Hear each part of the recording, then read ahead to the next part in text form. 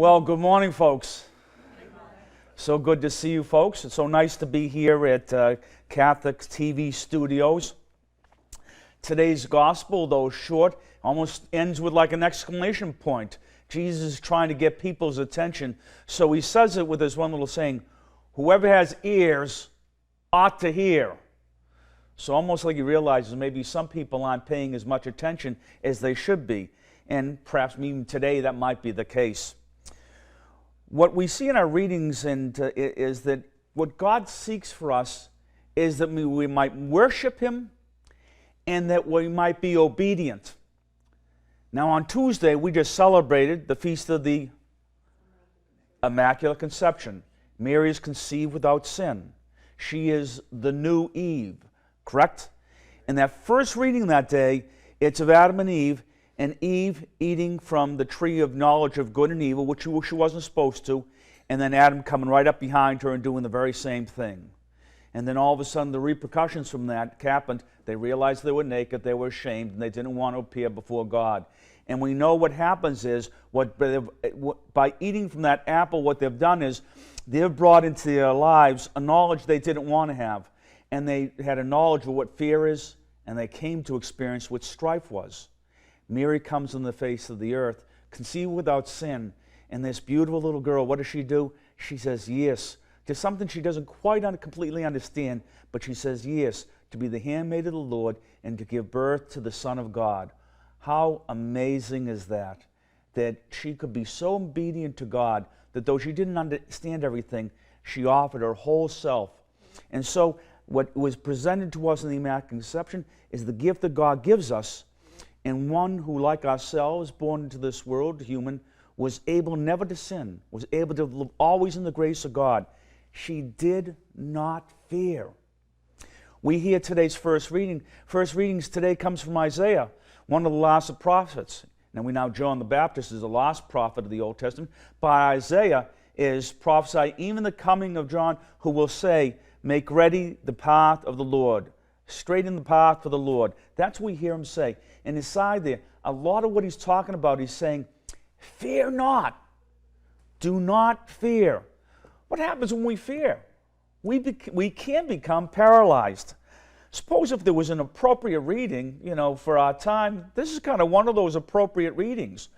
We see what ISIS is doing. We see what they have done over in France, now what they've done in the western part of our country, in California. And do you know what? We can get very, very fearful, and we can worry about every single day. When I was in my last year of high school, I remember it was time just before Jimmy Carter left office, Ronald Reagan was coming in, and we all were so afraid there would be a third world war with Russia, and that what would happen is a nuclear war would ensue. I remember having my friends who would say they weren't going to go to college because why go and bother if the world was going to be obliterated? They got caught up in fear, and so they made some imprudent decisions. What was the problem with their fear? They didn't trust in God.